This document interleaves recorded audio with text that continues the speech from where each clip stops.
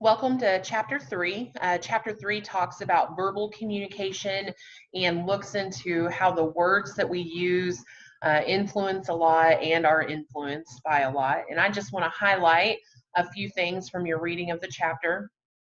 Section 1 talks about language and meaning, so how those things are connected. If you remember, it started off talking about the triangle of meaning model. And basically, what that means is that the word that we use doesn't necessarily represent the item that we're talking about. And the example that your book provides talks about if I were to say, let's go get a dog today to my husband, that for me, I might be thinking about going to get a lab, and he may be thinking about going to get, I don't know, a chihuahua. And so we may have very different ideas of what we're talking about there.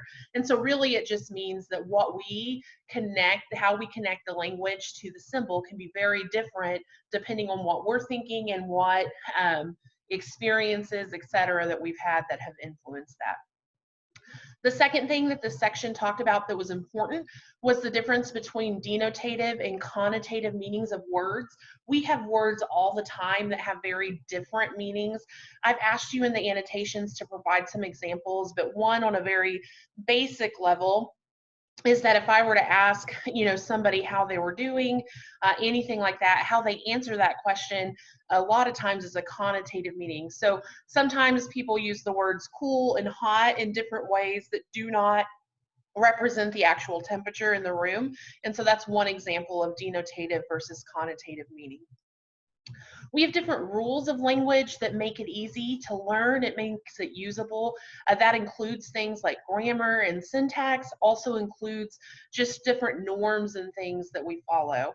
And then we learn language from those around us, especially there's lots of studies that talk about how children learn language and they speak like their parents speak, not just in terms of the words that they use, but sentence structure.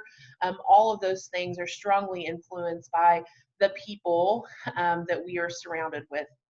And interesting enough, if you look at babies, there have been many studies that have talked about the more words they're exposed to, how that influences them differently. And so, how they use words, the vocabulary that they have, all of those things are important.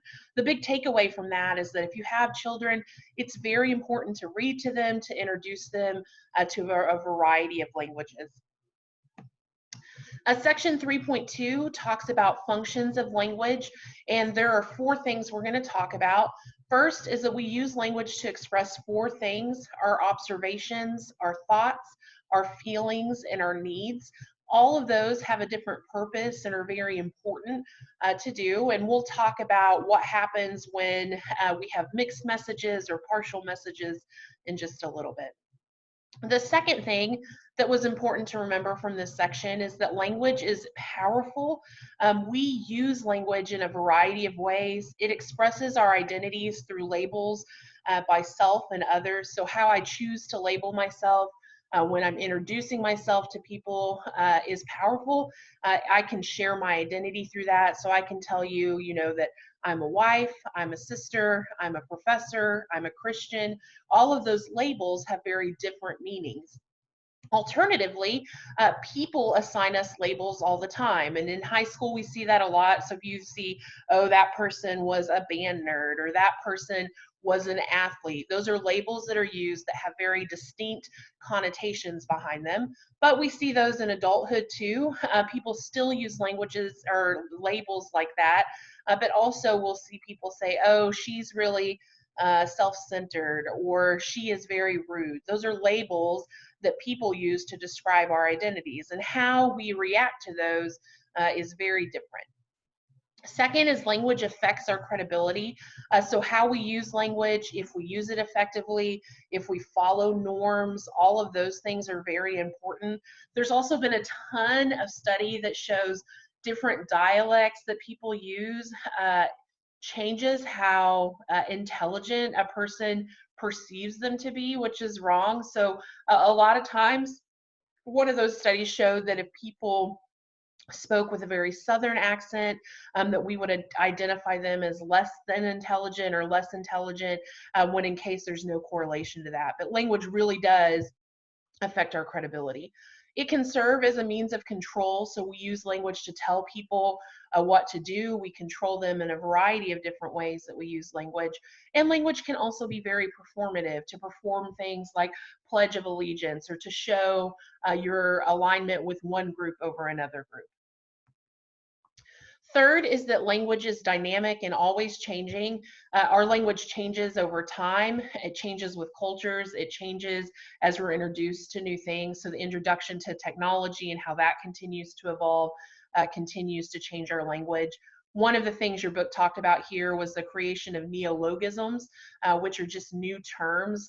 So if you think of words like Facebook or Snapchat, those are words that did not exist, 10 years ago or 15 years ago. And so there are lots of examples of how we create terms to explain new phenomena that maybe we didn't have a term for before. And then last in this section is that language is very relational. We can use language to bring us together with supportive messages, and there are a variety of examples of that in chapter 3. But we also use language to separate us with very unsupportive messages. And so it's important to look at the messages that we're sending and the type of meaning that are behind them. Section 3.3 talks about how we can use words well, and there are 3 things that I want to kind of highlight here. The first is that because language is so symbolic, it can lead to a lot of misunderstanding. When I use terms, especially if I'm speaking in abstract ways, that can be confusing for some. So some tips that are here are try to use concrete terms over abstract terms. So don't just say, hey, make sure that you're on time to our meeting, but say, hey, our meeting starts at 1 p.m. Please be there at 1 p.m. So that gives us some clarification on what we're looking at. The second thing is, if you remember from reading, there are contaminated messages and partial messages, which means that information is left out, and as a result, people try to fill in information, and that can create some confusion and misunderstanding. So the more time that we can create whole messages that clearly express what we're saying and what we're feeling, the better that's going to be.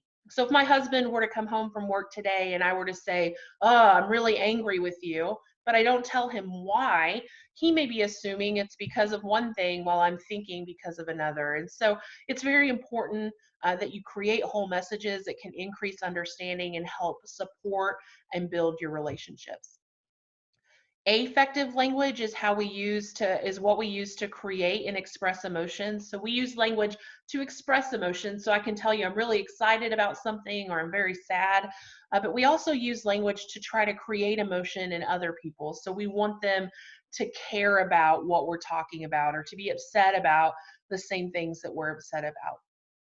And then incivility occurs because of difference. So we view approaches differently. We view the goal differently. We look at differences between us, and instead of trying to find common ground, we really highlight that difference, which allows us to be incivil with one another.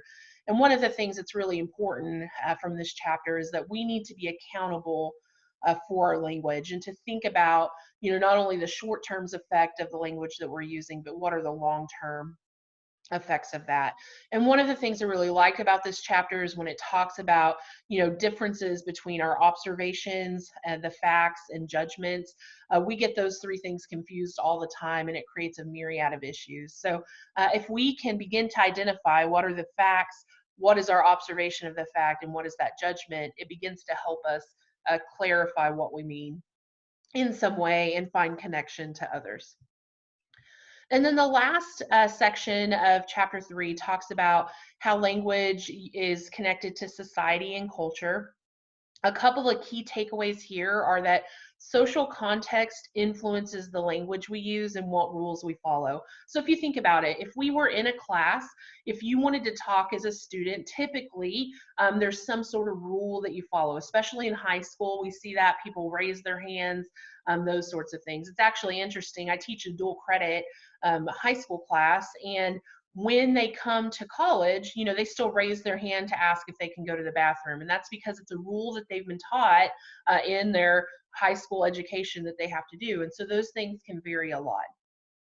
The second thing is that language we use influences our culture, and our culture influences our language. And your book provides a great examples of this, how different cultures have different words for maternal grandmas as paternal grandmothers, and how those words really matter. And then also when we introduce new language into a culture, it can affect things. So there is language that younger people use that we don't know, or I don't know the meaning of as much. And so that can really influence and change the culture in some way. Third is that we adopt our communication to those around us. This is where your book talked about the communication accommodation theory and code switching. And so if you think about it, we do this all the time. We adapt our communication to those that are near us. So a lot of times this happens is that if you're speaking professionally, you may have more formal language and a deeper voice, but when you're speaking with your friends and family, you use more informal language and slang. It happens when people talk to family members that have a very strong dialect, they slip back into that dialect very easily.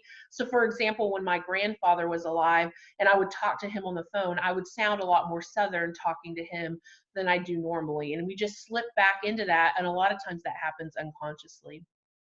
And then the last thing from chapter 3 that I want you to remember is that we need to be aware of how our verbal communication can express bias in a variety of categories. And chapter 3 talks about, you know, lots of those categories and what they could be: age, sex, religion, sexual orientation. All of those things are very important. One of the ones that it talks about is gender. And I just want to give you an example of this because I want you to be aware that sometimes we communicate bias in very clear, conscious ways, which is not good. So if you think of any hate group, any group that tries to otherize others, those are examples that they're very aware of the communication that's occurring. But our language can also represent our bias in very unconscious ways all of the time. So in the 1990s, there was a study done between two kindergarten classes where they polled the students to ask them what they wanted to be when they grew up. And in the first class, they went in and they said, do you want to be a teacher? And they showed pictures that had women in it. Do you want to be a fireman? Had pictures of a man. Policeman, picture of a man. Doctor, picture of a man. Woman, teacher, and nurse. And then in the other class, they used more gender neutral language. So they said, do you want to be a teacher or a nurse? And they would have pictures of both men and women in those roles.